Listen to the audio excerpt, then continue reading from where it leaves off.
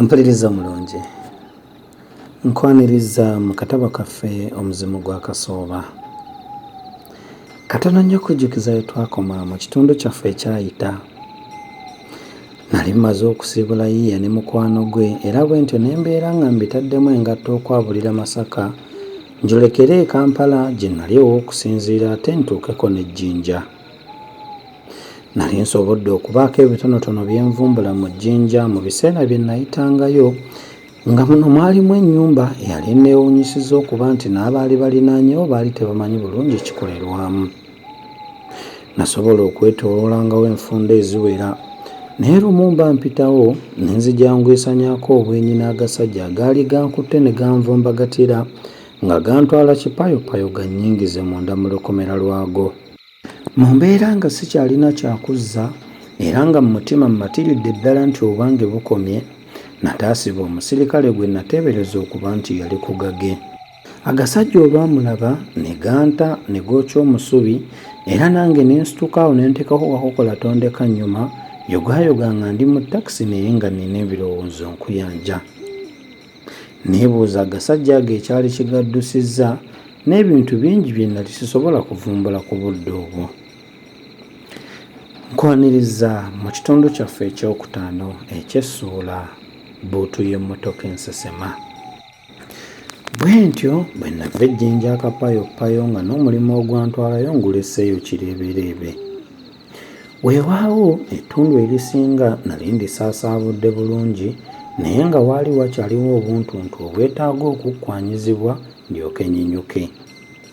Obwo nno bwe nategeeza kkuubwa era ne mmusaba busalire amagezi ag'okubumaliriza nze neefungirize ku byali bikyasigadde mu Kampala kubanga nali ntandise naye okugenda nga nfunza ekigo era nga nsuubira okuva enkoto mangu singa nali sizze bisubi. Wabula omulimu gwonna nali nguwaawaanya bulungi ate ne wajja ekisoto ekyampugulako mu kisinde. Waliwo omu ku bavubuka bwe twakolanga ng'alina omuwala muganzi we. Omuwala ono yatandiikiriza mpola okujjanga ewange yekka era nga ku buli mulundi abaako n'obusongasonga bwe yeekwasa obumuleese. Mu kusooka okujja kwe saakutya kubanga era oluusi bajjangayo ne mukwano gwe.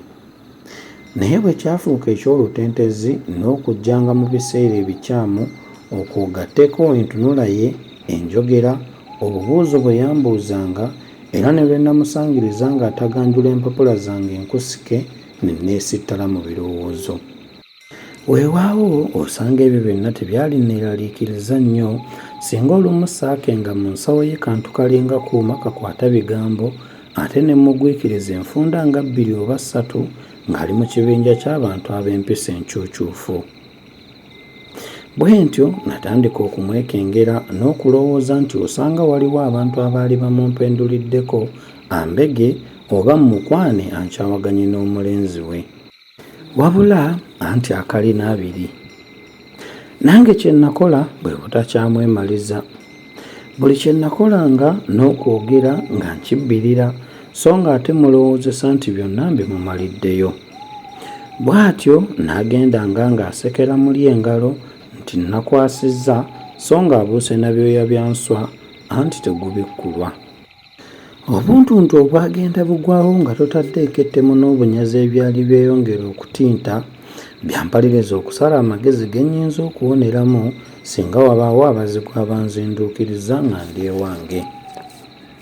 Natandika okusulanga mu bisenge eby'enjawulo buli kiro era ne ntegekawo n'ebintu ebirala. Nze saali gwe bagamba kiri mu lulu. Buli lunaku nga nsula bulindaala amatu gali bweru.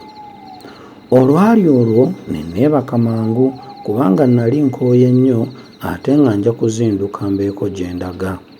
Essaawa ziba ziri eyo mu 5 ez'ekiro ne nsisimuka era ne mpulira enswagiro n'obwama ebweru. Natuula mu buliri okutu ne nkunkumula. Nagenda okuwulira ng'omuntu akonkona ku luggi ng'anaalubuusa ku ppata ate nga bw'anduumira nzigulewo.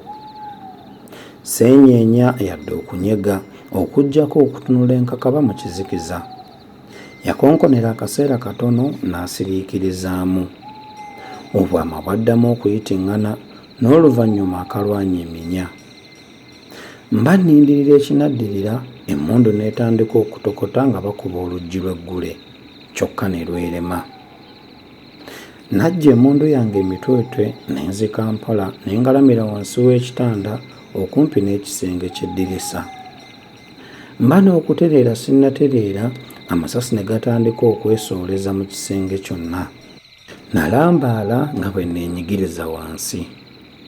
Ddaaki amasasi gaasiriikiriramu ne neekulula n'emmundu yange okutuusa lwe nagguka ku luggi, ne nkangabala ne nduggula mpola ne nziguka mu lukuubo oluggi ne nduzzaawo. Nawambatira emmundu yange ne nninnyira ku kadaala ke najja mu ggwanika ly'engoye gye nakaterekanga ne mpita mu kituli ne nekkata mu ngalama. Amasasi gaddamu buto okuwandagala wansi mu bisenge by'emiryango n'eddiiro. Naseseetula ebbaati ery'endabirwamu eryayingizanga ekitangaala mu ngalama ne mpisaawo omutwe ne nningiza ebweru wansi. Abasajja babiri nga beesudde baliko n'amalindirizi be baali basindirira ennyumba amasasi. Nayita mu mwagaanya awaava ebbaati ne ŋŋenda nga neekwata mpola ku mategula okutuusa lwe nagguka ku lutandaalo lw'oku lubalaza. Nagalamira busota ne nkoleeza ettaala ez'amasannyalaze ezaamulisa ebbali wansi ne bubanga misana naye nga nze ndi mu kizikiza. Ettaala zino nali nzikoze lwa kintu nga kino. Nasitula emmundu yange ne mpima era ne nkuba abaali basasulira enju amasasi. Baagwa nga tewali n'ategedde kye babadde kubanga emmundu gye nabakubisa yali tevuga ate nga n'amasasi ga mpiso ez'obutwe ezittirawo embulaga naye nga teziresse ku mubiri kiwundu kirabika. Abo olwagwa n'emmundu zaabwe ng'abalala byolera. Nazikiza ettaala ne neekwetula ne nzirayo mu ngalama gye nasinziranga okulengera wansi.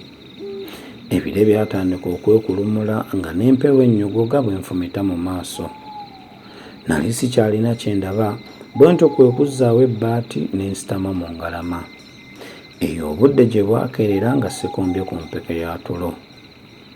Obudde olwali okumuzuulamu balirwana ne bajja nga beekengera balabe ebyabaddewo era nga bakakasiza ddala nti banaasanga njole oba kiyumba munyale.